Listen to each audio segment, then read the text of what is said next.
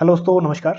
एक बार फिर से स्वागत है आपका चाणक्य ग्रुप ऑफ इकोनॉमिक्स में। तो दोस्तों, बेसिक इकोनॉमिक्स एमसीक्यूज की सीरीज में आज हम लोग डिस्कस करेंगे पार्ट 3। ठीक है, तो पार्ट 3 में भी हम लोग 50 एमसीक्यूज डिस्कस करने वाले हैं जो फैक्ट बेस्ड रहेंगे टोटल। ठीक है, तो लास्ट 2 पार्ट्स में हम लोगों ने 50 एमसीक्यू डिस्कस किए थे, जिसमें हम लोगों ने बेसिक इकोनॉमिक्स के, अब इसमें कॉन्सेप्ट नहीं है, इसमें सब फैक्ट बेस्ड क्वेश्चंस है। ठीक है, तो इस टाइप के क्वेश्चंस यूजीसी नेट में भी, पीजीटी में भी, और जहां जहां इकोनॉमिक्स यूज होता है इस टाइप से क्वेश्चन जनरली हमें देखने को मिलते हैं। ठीक है, तो दोनों ही जो पार्ट थे वो अच्छे खासे, आप लोगों ने काफी व्यूज आया था उसमें, अच्छा खासा आप लोगों ने वो देखे थे। तो पार्ट 3 में भी हम लोग 50 एमसीक्यूज करेंगे और इसके बाद एक लास्ट पार्ट रहेगा पार्ट 4। ठीक है, तो उसके बाद हम लोग आगे मूव करेंगे क्योंकि यूजीसी नेट के एग्जाम भी आने वाले हैं, हो सकता है जुलाई मिड तक जाएगा ये वाला। ठीक है, तो उसके साथ हम लोग फिर आगे नेक्स्ट सीरीज भी डिस्कस करेंगे एमसीक्यूज के साथ। ठीक है, यूजीसी नेट के लिए स्पेशल।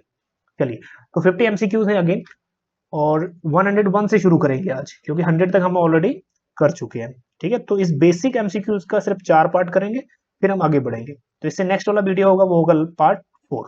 ठीक है, चलिए, तो बहुत बेसिक से क्वेश्चन है, कोशिश करिएगा कि मैक्सिमम क्वेश्चन आपके बिल्कुल करेक्ट हो। ठीक है, तो लाइव चैट ऑन है, लाइव जो प्रीमियर है उस पर लाइव चैट ऑप्शन है, उसको ओपन करके लाइव जो आपका कमेंट है वो फिर अपना पोस्ट कर दीजिएगा। ठीक है, पहला क्वेश्चन है fiscal policy means. Fiscal policy monetary policy. ठीक है, तो फिस्कल पॉलिसी जो गवर्नमेंट की पॉलिसी है, इसमें क्या कुछ इंक्लूड होता है। ठीक है, राइट आंसर की तरफ चलते हैं। माइंड में जो स्ट्राइक कर गया होगा आंसर, तो दो चीजें होती है मेनली, गवर्नमेंट का टैक्सेशन और गवर्नमेंट का बोरोइंग। ठीक है, तीसरा चीज एक और होता है गवर्नमेंट का एक्सपेंडिचर। ठीक, तो उसको हम बोलते हैं फिस्कल पॉलिसी। तो जो थर्ड ऑप्शन है बिल्कुल करेक्ट है। ठीक है, policy relating to government spending, taxation and borrowing. चलिए, क्वेश्चन नंबर 102, ये यूजीसी नेट का क्वेश्चन है। अब आप देख सकते हो कि इस जनरल लेवल के क्वेश्चन यूजीसी नेट में अगर पूछ रहा है नेशनल लेवल पे, तो मान के चलिए पीजीटी लेवल पे थोड़ा सा क्वेश्चन लो ही पूछेगा। ठीक है, फैक्ट बेस्ड क्वेश्चन ज्यादा पूछते हैं पीजीटी में। सो अ tariff 20% per unit on imported cheese would be an example of. अगर आपने टैरिफ के टाइप पढ़े हैं तो इजिली माइंड में स्ट्रक कर गया होगा। स्पेसिफिक 20% लगा रहा है, ठीक है, पर यूनिट, यूनिट के ऊपर 20%, तो कंपाउंड तो है नहीं, इफेक्टिव टैरिफ है नहीं, एड वैलोरम वैल्यू के ऊपर जो लगता है वो भी नहीं है। ठीक है, पर यूनिट है, स्पेसिफिकली लग रहा है 20% पर यूनिट, तो कौन सा हो गया स्पेसिफिक, जो फोर्थ ऑप्शन है करेक्ट है। और स्पेसिफिक और एड वैलोरम जब इन दोनों को ही मर्ज करते हैं तो हमारे पास आ जाता है कंपाउंड टैरिफ। ठीक है, इस बात को भी देख लीजिएगा। चलिए next, 103, which of the following is not the monetary tools. कौन सा मॉनेटरी टूल्स आरबीआई का नहीं है। ठीक, तो बहुत इजी लेवल का क्वेश्चन है, तो जो बिगिनर्स है ना इकोनॉमिक्स में वो भी इजीली आंसर दे देगा इसका।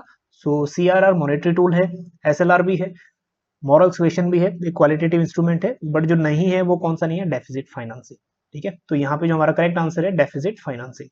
कौन करता है डेफिसिट फाइनेंसिंग, गवर्नमेंट जब न्यू करेंसी प्रिंट करती है, जब डेफिसिट या फिर एक्सपेंडिचर जो गवर्नमेंट का ज्यादा होता है रेवेन्यू से, तो न्यू करेंसी प्रिंट करनी पड़ती है।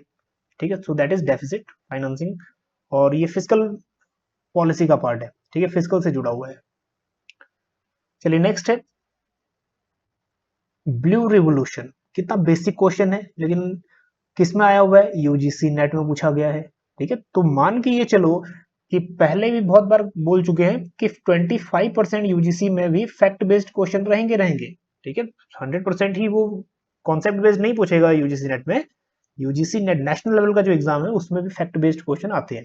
तो green revolution, blue revolution, yellow revolution, ये सब जितने भी रिवोल्यूशन है एक ही लिस्ट में मिल जाएगी आपको।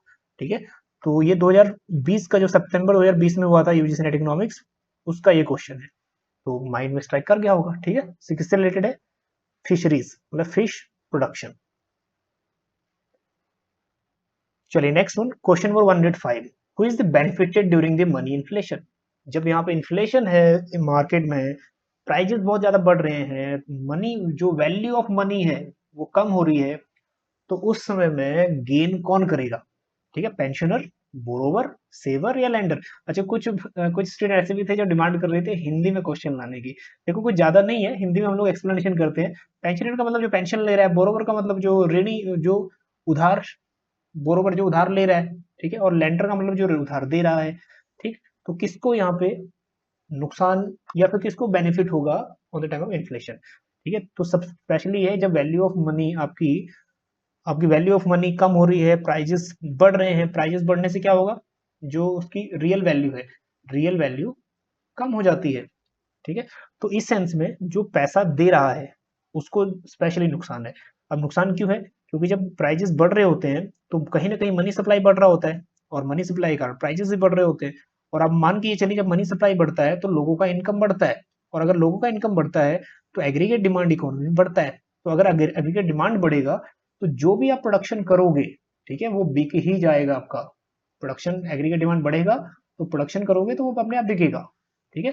तो इस केस में जिसके पास पैसा होगा वो फायदे में रहेगा, क्योंकि उसका सब सामान बिक जाएगा और प्रॉफिट में रहेगा। तो यहाँ पे जो बेनिफिटेड रहेगा वो रहेगा आपका जो बोरोवर है, जो पैसा ले रहा है।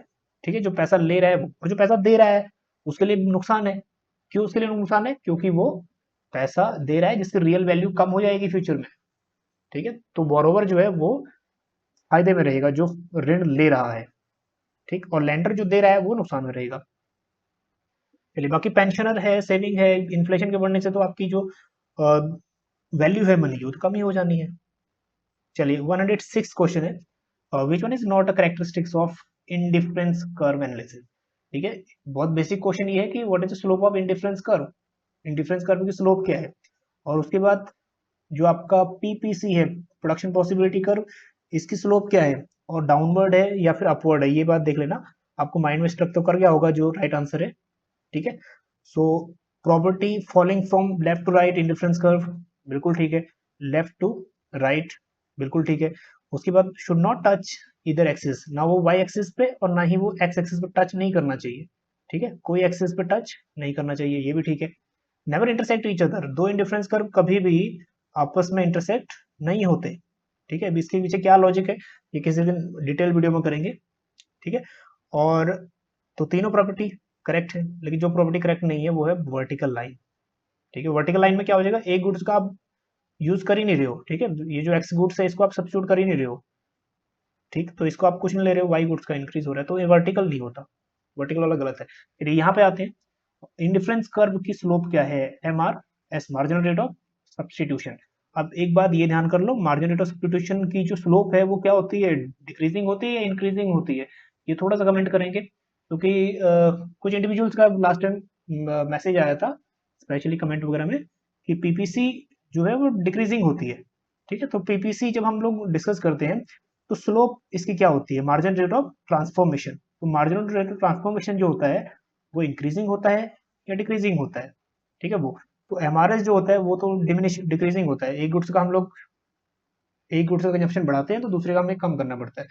बल्कि एमआरटी जो मार्जिनल ट्रांसफॉर्मेशन है वो हम लोग क्या करते हैं, रिसोर्सेज एक चीज के लिए घटाते हैं तो दूसरी चीज के लिए रिसोर्सेज बढ़ाते हैं। ठीक है, तो एमआरटी मार्जिनल ट्रांसफॉर्मेशन जो है वो इंक्रीज होता है। ठीक है, ये बात थोड़ा सा इसमें डाउट क्लियर कर लीजिएगा क्योंकि एग्जाम में आएगा यहाँ से। चलिए, क्वेश्चन नंबर 107, ये है लास्ट यूपी पीजीटी का क्वेश्चन। ठीक है, तो यूपी पीजीटी जो रिसेंटली अभी हुआ है 2021। तो degree of monopoly power can be, monopoly power concept किसने दिया है, माइंड में स्ट्रक्चर क्या होगा, एपी लर्नर ने। ठीक है, तो उनके हिसाब से फॉर्मूला क्या है। ठीक, चलिए राइट आंसर की तरफ चलते हैं, और बिल्कुल माइंड में स्ट्रक कर गया होगा अग्री अगर आपने कॉन्सेप्ट किया है तो। ठीक है, सो करेक्ट आंसर ये ए वाला, P minus M C upon P, ये वाला। ठीक है, और वेरी करती है मोनोपोली डिग्री 0 to 1। अगर 0 है तो परफेक्ट कंपटीशन है, और अगर 1 है तो मोनोपोली पावर है। तो अगर 1 है learner degree of monopoly power, मतलब परफेक्ट यहाँ पे मोनोपोली है।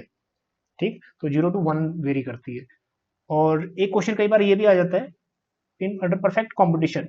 ठीक है, परफेक्ट कंपटीशन में जब मार्जिनल कॉस्ट आपका, ठीक है, मार्जिनल कॉस्ट सपोज कर देगा, मार्जिनल कॉस्ट है आपका 70, then Lerner degree of monopoly power कितना होगा, Lerner degree of monopoly power perfect competition में 0 ही होगा। ठीक है, इस बात को ध्यान रखना, क्योंकि परफेक्ट कंपटीशन में क्या होता है, price equal to marginal cost. ठीक है, तो ये वाला डायग्राम आपने देखा होगा परफेक्ट कंपटीशन में। ठीक, लॉन्ग रन में नॉर्मल प्रॉफिट अर्न करता है तो एवरेज कॉस्ट, और ये रहा मार्जिनल कॉस्ट। ठीक है, और ये price equal to A R equal to M R, वही प्राइस है, वही ए आर है, वही एम आर है। तो ये वाला जो इक्विलिब्रियम पॉइंट बना ठीक है, आइडियल आउटपुट जिसको हम बोलते हैं।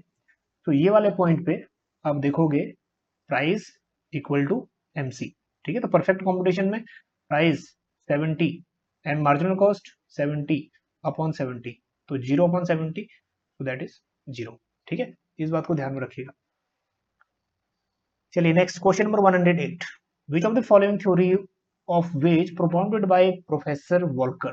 प्रोफेसर वॉल्कर ने कौन सी थ्योरी को प्रोपाउंड किया है, ठीक है, प्रोफेसर वॉल्कर। चलिए राइट आंसर की तरफ चलते हैं, ठीक है, रेजिडुअल क्लाइमेट थ्योरी। सो ये भी डायरेक्ट सिर्फ कुछ नहीं पूछता कि रेजिडुअल क्लाइमेट थ्योरी में है क्या, सिर्फ पूछ लेता है कि प्रोफेसर वॉल्कर ने कौन सी थ्योरी दी थी। चलिए question number 109, at present India is following.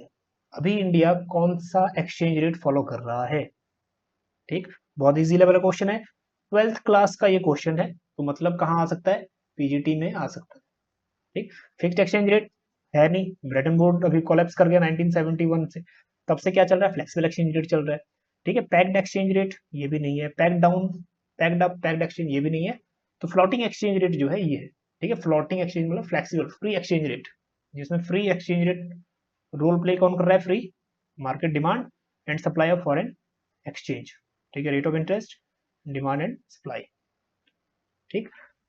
चलिए next question number 110, national income is the, again PGT के लिए इंपॉर्टेंट है, national income is the, national income जब हम लोग करते हैं तो उसका एब्रीवेटेड फॉर्म क्या होता है नेशनल इनकम का, ठीक है। एक होता है डोमेस्टिक इनकम, डोमेस्टिक इनकम आपको पता होगा, शॉर्ट फॉर्म में क्या लिख देते हैं, net domestic product at factor cost, ठीक है।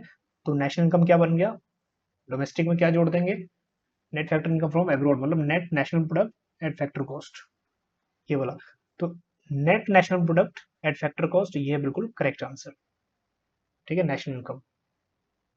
चलिए question number 111, monopoly resort to price discrimination depending upon the, बहुत इंपॉर्टेंट क्वेश्चन है। जो मोनोपोलिस्ट है, एक सेलर है, वही सेलर है मार्केट में, किस चीज पे डिपेंड करेगा, प्राइस डिस्क्रिमिनेशन, ठीक है। प्राइस डिस्क्रिमिनेशन मतलब जो डिफरेंट डिफरेंट प्राइजेस पर बेच रहा है सेम कमोडिटी को, वो किसके ऊपर डिपेंड करेगा। आई थिंक ये हिंदी मीडियम वालों के लिए ज्यादा प्रॉब्लम नहीं होगी, इलास्टिसिटीज, law of demand, law of supply, ये तो जनरल से टर्म्स है, हिंदी में भी यूज होंगे, ठीक। तो प्राइस डिस्क्रिमिनेशन डिपेंड किस पे करते हैं मेनली, इलास्टिसिटी ऑफ डिमांड, ठीक है। डिफरेंट इलास्टिसिटीज ऑफ डिमांड के कारण, ठीक है, डिफरेंट डिफरेंट यहाँ पे क्या होता है, प्राइस डिस्क्रिमिनेशन पॉसिबल है। चलिए next 112, economic planning is an essential feature. Economic planning, अब आपने देखा होगा जो इकोनॉमिक प्लानिंग है इंडिया में होता है कि नहीं, ठीक है, इंडिया में देखा होगा इकोनॉमिक प्लानिंग, 5 ईयर प्लानिंग, लेकिन ये कॉन्सेप्ट स्पेशली आया कहाँ से है, ठीक। तो सोशलिस्टिक इकोनॉमी है जहां पे सिर्फ गवर्नमेंट रोल प्ले करती है, कैपिटलिस्ट है जहां पे सिर्फ प्राइवेट रोल प्ले करता है, मिक्स्ड है जहां पे गवर्नमेंट प्लस प्राइवेट है, या ड्यूअल इकोनॉमी है, ठीक है। अब ये ड्यूअल इकोनॉमी भी कैपिटलिस्ट और मर्जर ऑफ बोथ, ठीक है। तो यहाँ पे जो इकोनॉमिक प्लानिंग था, एसेंशियल जो फीचर है ना, ये बेसिक फीचर है, वो है सोशलिस्टिक इकोनॉमी का, जो अभी कहाँ पे है, चाइना में है जो, और जो अभी रसिया में है, socialistic pattern of economy. What to produce, how to produce, for whom to produce, decision taken by socialist, मतलब गवर्नमेंट।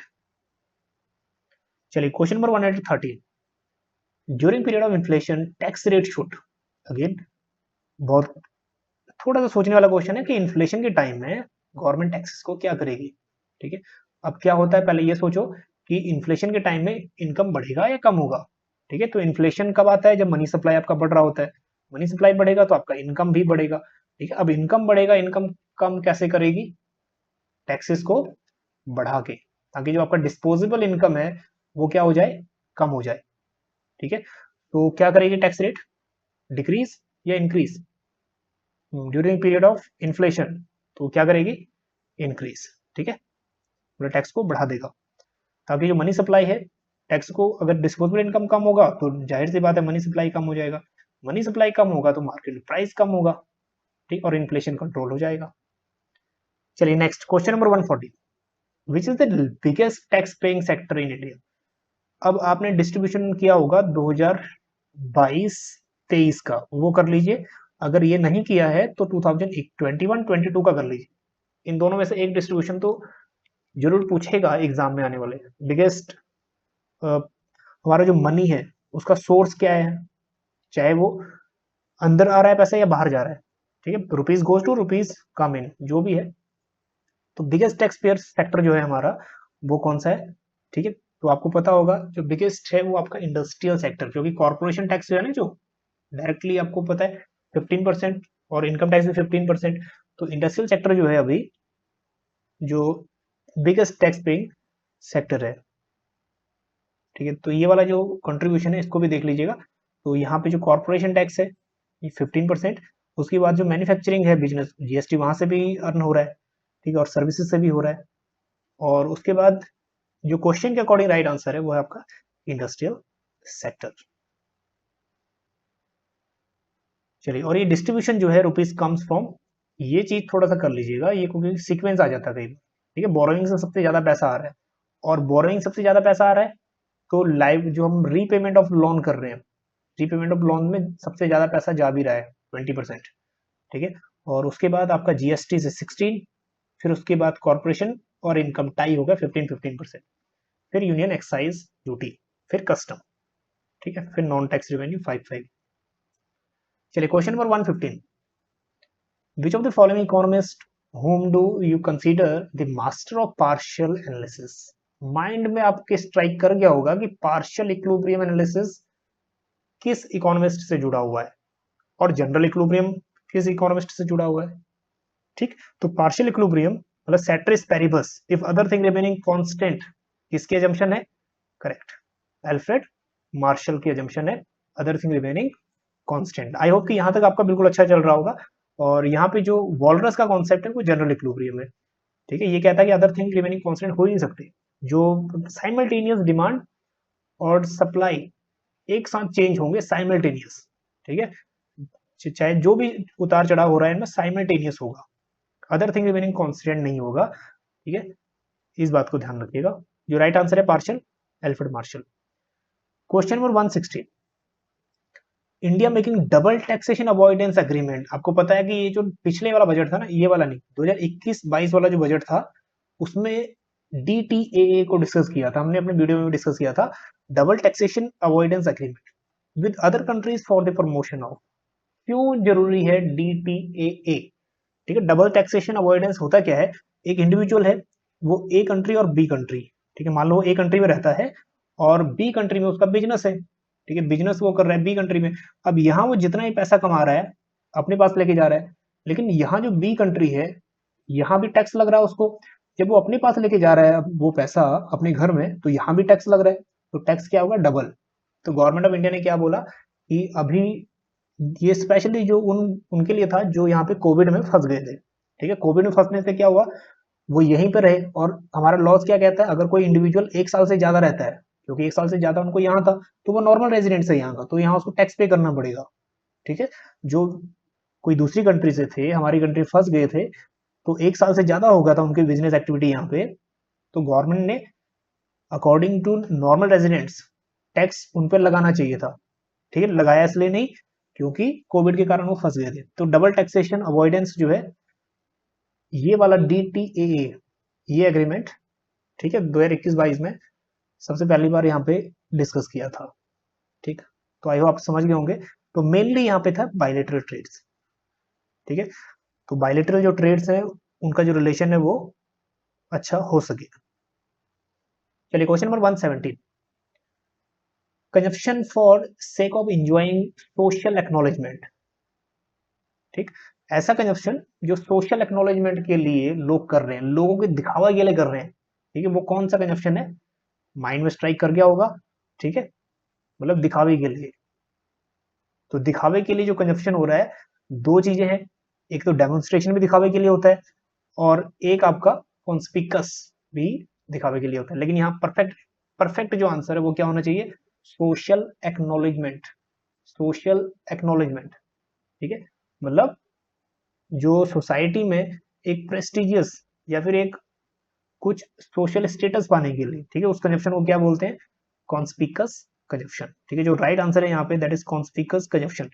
किसने कॉन्सेप्ट दिया था ये, अगर पता होगा थोड़ा सा कमेंट करना, क्योंकि ये पीएचडी का एग्जाम हुआ था 2015 वाला, आपका पीयू पंजाब यूनिवर्सिटी चंडीगढ़ में, ठीक है, उसमें ये क्वेश्चन आया था, conspicuous consumption given by, correct, ठीक है, वेबलन ने दिया, थॉर्स्टिन वेबलन ने।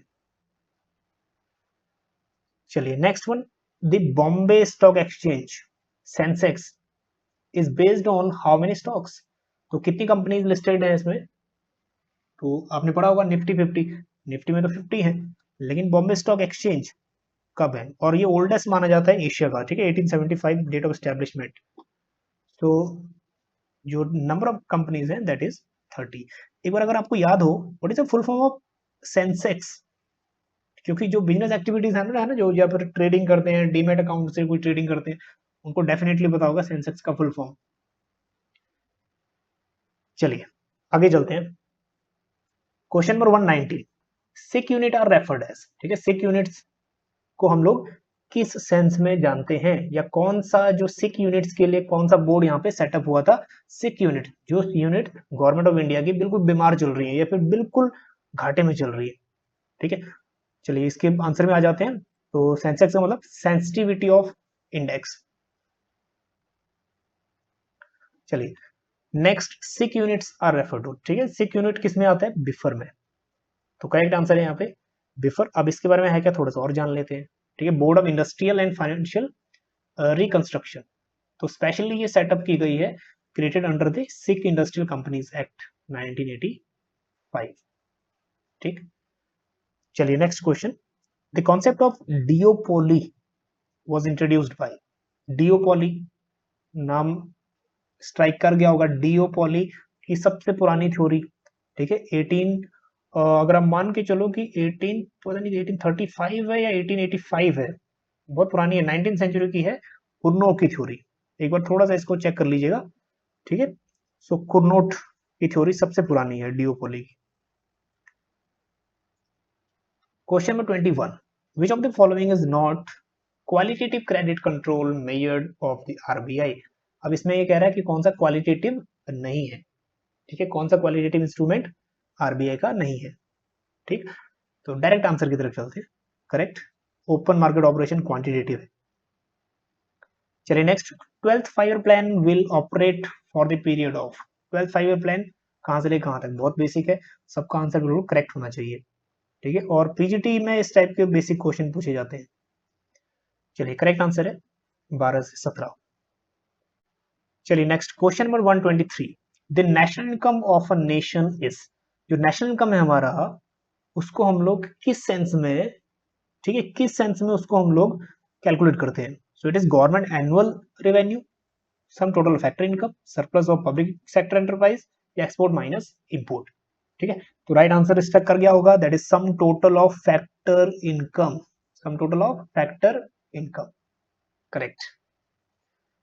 चलिए next 124, diamonds are priced higher than water because, again UGC NET का ये क्वेश्चन है, ठीक है, UGC NET economics, diamonds are priced higher, diamond का जो प्राइस है वो हायर है वाटर से, कहां से कॉन्सेप्ट लिया, कॉन्सेप्ट लिया डायमंड वाटर पैराडॉक्स, किसने दिया था डायमंड वाटर पैराडॉक्स, ठीक है, diamond water paradox given by father of economics Adam Smith, तो एडम स्मिथ ने क्यों दिया था, डायमंड को बोला था वैल्यू इन यूज, डायमंड को बोला था value in, sorry value in exchange, और वाटर को बोला था वैल्यू इन यूज, दोनों की ही अपनी अलग अलग वैल्यू है, डायमंड की वैल्यू कहां पे है, एक्सचेंज में है, वाटर की वैल्यू यूज करने में है, तो दोनों की ही अपनी अपनी जगह वैल्यू है, तो हायर प्राइस क्यों है, क्योंकि अब आंसर फाइंड आउट करिए कि क्या हो सकता है, ठीक है, consumer do not bye them at lower price, बिल्कुल गलत है, वाटर का लो प्राइस पे आता है, they are sold by selected firms with monopolistic power, water पे मोनोपोलिस्टिक पावर नहीं होती, their marginal utility to buyer is higher than that of water, अब यहाँ पे जो मार्जिनल यूटिलिटी है बायर की डायमंड्स के लिए वो ज्यादा है एज कंपेयर टू वाटर, ठीक है, तो ये वाला ऑप्शन बिल्कुल करेक्ट है, ठीक। चलिए आगे चलते हैं, question number 129, which of the following is not an investment expenditure in goods and services, अब इन्वेस्टमेंट एक्सपेंडिचर वो है जो आपका क्या होगा, या कैपिटल इक्विपमेंट है या फिर आपकी इनकम फ्यूचर में इनकम आपकी, ठीक है, जनरेट करेगा। Purchase of machinery income generate करेगा। And increase in business inventories, business inventory बढ़ाओगे तो आगे जब सोल्ड होगा तो पैसा मिलेगा, ठीक है। Inventories, expansion in the main plant of the company, plant वगैरह स्टैब्लिश करोगे तो आगे अगेन किसका क्रिएशन होगा, वेल्थ का क्रिएशन होगा। परचेज ऑफ हाउस, अब जो परचेज ऑफ हाउस है ये आपका जो है इन्वेस्टमेंट एक्सपेंडिचर में नहीं आता, ठीक है, परचेज ऑफ हाउस, तो ये वाला नहीं है। बाकी जो करेक्ट आंसर है दैट इज डी। चलिए question number 130, which one of the following represent the saving of the private corporate sector. ये क्वेश्चन कहां से है, जहां आप करते हो ना इनकम मेथड, इनकम मेथड से हम जीडीपी निकालते हैं तो तीन चीजें आती हैं, ठीक है, COE plus operating surplus plus mixed income. अब जो ऑपरेटिंग सरप्लस है इसमें तीन चीजें आती हैं, रेंट, इंटरेस्ट, प्रॉफिट, आरआईपी। तो प्रॉफिट में तीन चीजें आ गई, अनडिस्ट्रीब्यूटेड प्रॉफिट, ठीक है, तो अनडिस्ट्रीब्यूटेड प्रॉफिट्स जिसको हम बोलते हैं कॉर्पोरेट सेविंग, ठीक है, तो यहाँ पे सेविंग, ठीक है, ऑफ द प्राइवेट कॉर्पोरेट्स कौन सी है, दैट इज अनडिस्ट्रीब्यूटेड प्रॉफिट, ठीक है। आगे डिटेल में जाने की जरूरत नहीं है। चलिए, तो राइट आंसर है यहाँ पे अनडिस्ट्रीब्यूटेड प्रॉफिट। चलिए question number 131, national income accounting system in India classified into, national income accounting system जो है किन किन पार्ट में डिवाइड है, ठीक है, बेसिक क्वेश्चन है तो आंसर वैसे ही आपको स्ट्राइक कर गया होगा। So income, product and expenditure, तीन ही मेथड है, करेक्ट। चलिए नेक्स्ट है high powered money is, high powered money, दोनों ही यूजीसी नेट पीजीटी दोनों में इंपॉर्टेंट है। हाई पावर्ड मनी, ठीक है, तो हाई पावर्ड मनी आपको पता होगा that is C plus R, currency plus reserve. So currency held by public and reserve with commercial bank, ठीक, और वॉल्ट कैश भी इसमें आता है जो बैंकों के पास है हमारे, ठीक। चलिए ज्यादा डिटेल में नहीं जाते। चलिए next question number 133, professor Milton Friedman was the leader of, तो क्वेश्चन आपका कहीं से घुमा फिरा के आ सकता है, लेकिन ये ध्यान रखिएगा मिल्टन फ्रीडमैन कौन से स्कूल से बिलोंग करते हैं, केन्ज कौन से स्कूल से बिलोंग करते हैं, ठीक है, तो कौन कौन से बड़े इकोनॉमिस्ट किस किस स्कूल ऑफ थॉट को रिप्रेजेंट करते हैं ये देख लीजिएगा, ठीक है। तो फ्रीडमैन रिलेटेड विद शिकागो। चलिए नेक्स्ट है मनी मल्टीप्लायर, तो मनी मल्टीप्लायर का मतलब ये भी होता है 1/r, ठीक है। सो यहाँ पे अब मनी मल्टीप्लायर का मतलब according to question, so so money supply upon monetary based, money supply upon fiat money, तो वो फिएट मनी वाला तो है नहीं, ये तो ऑप्शन में वैसे ही कंफ्यूज करने के लिए डाला है। And monetary base and money supply, fiat money, money supply, ठीक है। बचे हमारे पास दो ऑप्शन, ठीक। सो राइट आंसर की तरफ चलते हैं, आपका जो आंसर है वो कमेंट करिए। सो राइट आंसर है आपका मनी सप्लाई, जो भी आपका मनी सप्लाई है दैट इज एम से डिनोट करते हैं अपॉन हाई पावर मनी, ठीक है। अब हाई पावर मनी को और क्या बोलते हैं हम लोग, मॉनेटरी बेस, तो करेक्ट है आपका फर्स्ट। चलिए question number 135, Indian special economic rule amendment came in the year, कौन सी ईयर में आया था economic, that is special economic rule, जो स्पेशल इकोनॉमिक जोन है ना उसके नियर अबाउट ही, तो सहज आपको पता होगा कॉन्सेप्ट कब आया था, ठीक है। तो स्पेशल इकोनॉमिक रूल्स कब आया, 2006। चलिए थोड़ा और देख लेते हैं इसके बारे में। तो स्पेशल इकोनॉमिक जोन आपने देखा होगा रूल 2006 में आया था, ठीक है, तो उसी से ही रिलेटेड ये भी है, special economic rule plus special economic zone, ठीक है, 2006। चलिए 136, द कम्युनिटी डेवलपमेंट प्रोग्राम, अब ये जो प्रोग्राम है कब आया था या कब लॉन्च हुआ था, तो कम्युनिटी डेवलपमेंट प्रोग्राम एक चीज देख लेना, जो कम्युनिटी की बात होती है वो रूरल कम्युनिटी की होती है, ठीक। सो 1952। चलिए question number 137, the market in which loan of money can be attain is called, loan हम किस मार्केट से लेते हैं, जाहिर सी बात है जो लोन लेंगे उस मार्केट को हम क्या बोलते हैं, करेक्ट, मनी मार्केट। चलिए question number 138, if the total product increases at diminishing rate then marginal product, video को रोक लीजिए, थोड़ा सा जरूरत पड़ेगी आपको डायग्राम से समझने की। क्या कह रहे हैं, टोटल प्रोडक्ट इंक्रीजेस, फटाफट से इसको समझ लेते हैं। टोटल प्रोडक्ट, ठीक है, और इस साइड आ गया आपका वेरिएबल फैक्टर जो है आपका लेबर, ठीक है, ये हो गया लेबर, ये हो गया आपका मार्जिनल प्रोडक्ट। टोटल प्रोडक्ट क्या हो रहा है, increases eight decrease diminishing rate, तो ये वाला है पॉइंट ऑफ इन्फ्लेक्शन, ठीक है। तो यहाँ से इंक्रीजिंग और डिमिनिशिंग एक साथ होता है, increasing at increasing rate TP, और यहाँ से लेके जहाँ मैक्सिमम है, ठीक है, ये मैक्सिमम है, इंक्रीजिंग एट डिमिनिशिंग रेट, ठीक है। तो इस सेंस में जब आपका हाईएस्ट है यहाँ पे, जब हाईएस्ट है तो एमपी क्या होता है उस समय में, जीरो हो जाता है। और एमपी जो आपका एमपी ये वाला है, एमपी मैक्सिमम हम लोग मानते हैं वहां पे जहां पॉइंट ऑफ इन्फ्लेक्शन है, ये वाला जहां से output increases at diminishing rate शुरू होता है। यहाँ से तो इंक्रीज होता है एट इंक्रीजिंग रेट, यहाँ से आउटपुट इंक्रीज हो रहा है डिमिनिशिंग रेट, ठीक है। इसका टेबल करोगे तो बहुत अच्छे से समझ आएगा, ठीक है। तो उस सेंस में आपका मार्जिनल प्रोडक्ट क्या होगा, तो मार्जिनल प्रोडक्ट क्या हो रहा है, करेक्ट समझ गए होंगे, डिक्रीज या फिर डिमिनिशियस, ठीक है। डिमिनिशियस होता है शॉर्ट टर्म में, डिक्रीजिंग होता है लॉन्ग टर्म में, लेकिन यहाँ डिमिनिशियस ही होना चाहिए, ठीक। तो ये वाला, और अगर टोटल प्रोडक्ट डिक्रीज होगा तो यहाँ पे ये नेगेटिव में चला जाएगा, ठीक है। और first stage, second stage, third stage of production. चलिए आगे चलते हैं। The monetary and credit policy is announced by which of the following, monetary and credit policy या मॉनेटरी पॉलिसी कौन अनाउंस करता है, बिल्कुल ज्यादा फोकस करने की जरूरत नहीं है, आरबीआई। चलिए next question number 140, according to census 2011 what was the population growth, ठीक है, 2001 से लेकर 2011 तक की जो पॉपुलेशन ग्रोथ थी वो कितनी रही थी, ठीक है। तो इस हिंदी मीडियम वाले मुझे लगता नहीं कि उसमें कोई प्रॉब्लम होगा हिंदी मीडियम वालों को। तो जनसंख्या की जो ग्रोथ रेट थी वो कितनी थी, डिकेडल मतलब 10 जो सालों की थी, या फिर 2001 से 2011, करेक्ट। अगर आपने सेंसस पढ़ा है अच्छे से तो माइंड में स्टक कर गया होगा 17.72। चलिए question number 141, the Indian state with the lowest density of population, lowest density of population census 11 में किसका था, lowest density of population, correct, ठीक है, अरुणाचल प्रदेश, कितना 17% पर स्क्वायर किलोमीटर।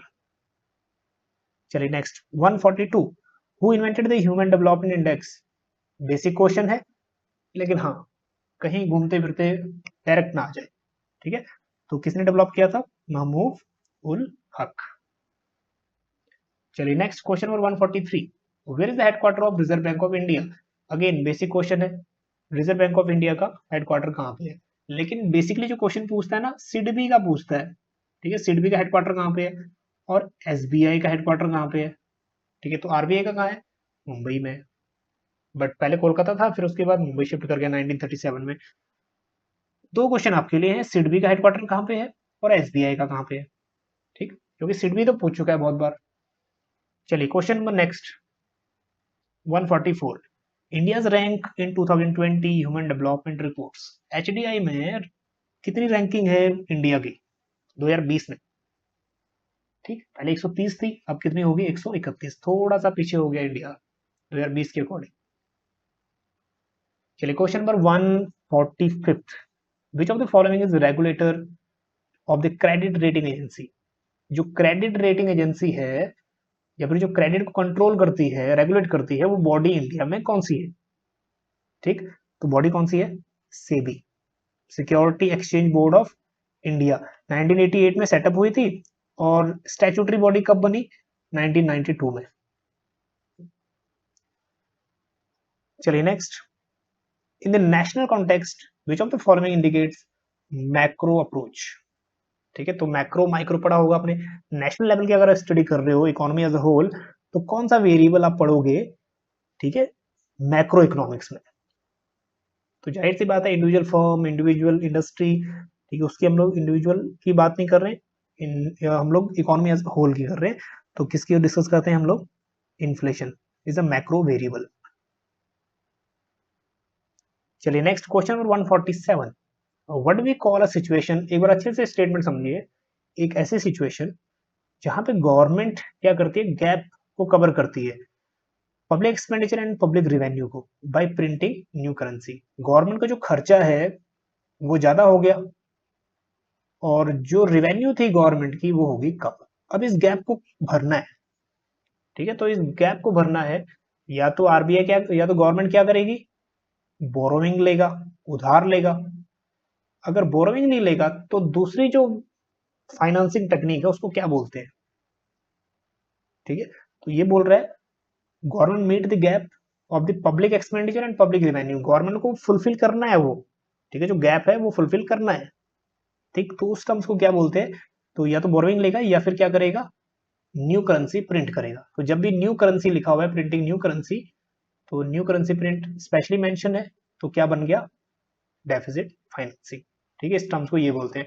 और मान लीजिए अगर यहाँ पे लिखा होता बोरोइंग, अगर बोरोइंग से वो पूरा कर रहा है तो इन्हीं में से आंसर क्या बनता, अगर जितना भी घाटा है वो बोरोइंग से पूरा कर रहा है तो वो बन जाता फिस्कल डेफिसिट, ठीक है, तो यहाँ पे न्यू करेंसी प्रिंट तो उसको बोलते हैं डेफिसिट फाइनेंसिंग, मतलब घाटे की वित्त व्यवस्था।